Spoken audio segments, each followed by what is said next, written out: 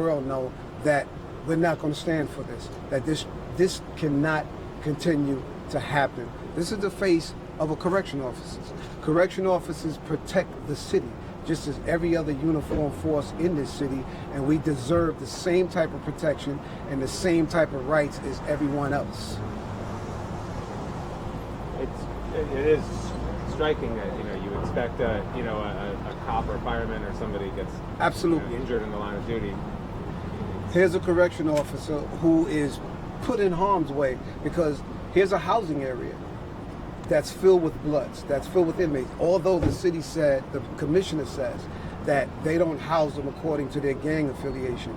Well, here's one officer who's housed with 50 blood inmates and have to go in and maintain order and actually make sure that the area and that himself is safe, and it can't be done.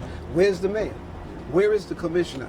Today, I'm saying again, like I said before, the commissioner should be fired. She needs to resign.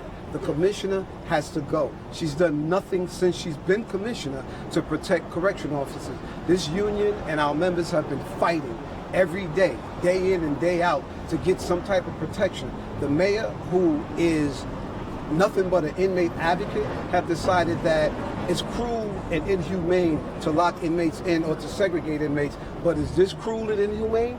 This is cruel and inhumane. Sir, could you tell us, can you step a little closer and tell us what happened? And my name is Officer Babinski. I've been in New York City Department of Corrections for the past couple of years. Can you spell your name for it? Babinski. B-E-B? B-A-B-I-N-S-K-Y-Y. And your first name? I don't want to disclose my first name, please. Today I was involved in the use of force incident in one of the housing areas in OBCC, which is one of the jails in Rikers Island. This isn't something that just happens. This is something that just doesn't happen because that's how jails work. That's not how jails work. This is the result of policies being derived from inmate advocate groups and not from traditions and how jails originally worked. This is what happens when they evolve the progressive agenda and the 2018 values into law enforcement. There's no place for this in law enforcement in these jails. These people are not in jails for jaywalking or traffic citations. These people are in jail for a reason. They have nothing to lose, and the different programs that they provided for, they don't work. These inmates don't want to draw and create art in these housing areas. They're in there for a reason. Their mindset is criminal and not rehabilitative. These people do not rehabilitate. Can you tell us, take a step back, what happened to you today? It's still part of the investigation. It's going to be a whole package. I can't comment on that, but the bottom line is he was doing his job. And what's happening is inmates are angry. They don't want us to do our job. The last correction officer was assaulted because he was doing his job.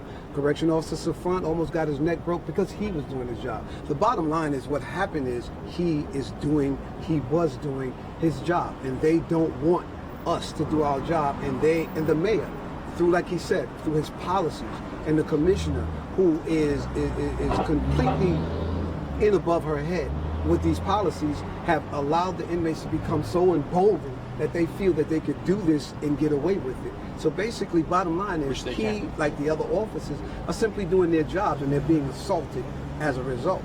Officer, I know you don't want to talk about specifics, but what are your injuries? Can you say what? I received 9 stitches on my forehead. I got multiple lacerations and bruises on my face. My shoulder we're going to be working on my shoulder. There's some injuries to my shoulder. And this doesn't happen on a daily basis, and shouldn't happen on a daily basis. These housing areas are SRG specific, gang specific.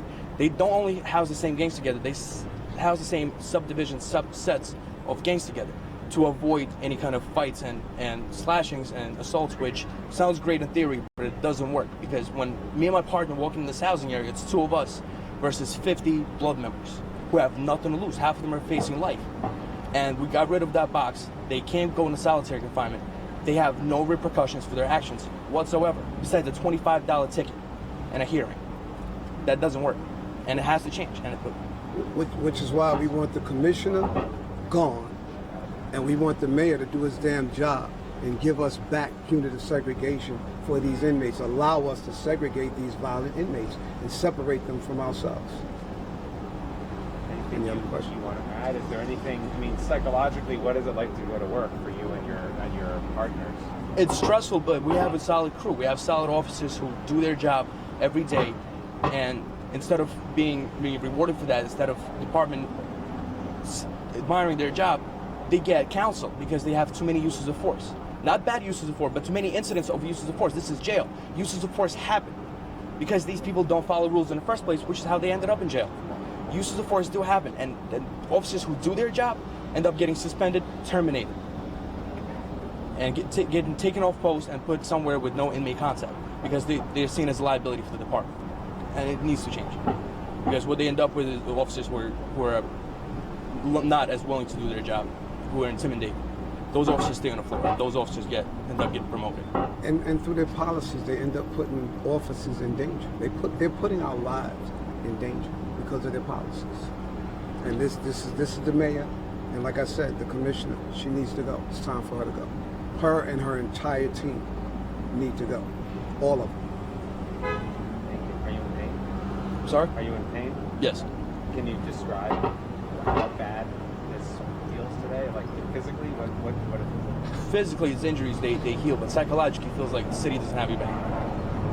Cops get hurt all the time. Firefighters get hurt, and it's known.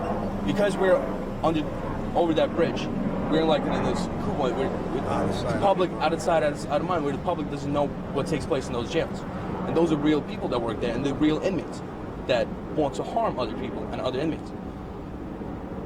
Thank you. Appreciate it. Thank you. Thank you, guys. Up it off. This is what happens You when. Got one. Just hold it up. This is the product of Nice. trading policy based on inmate advocate groups. This is what happens. Thank you for your time. Thank you. Thank you, guys.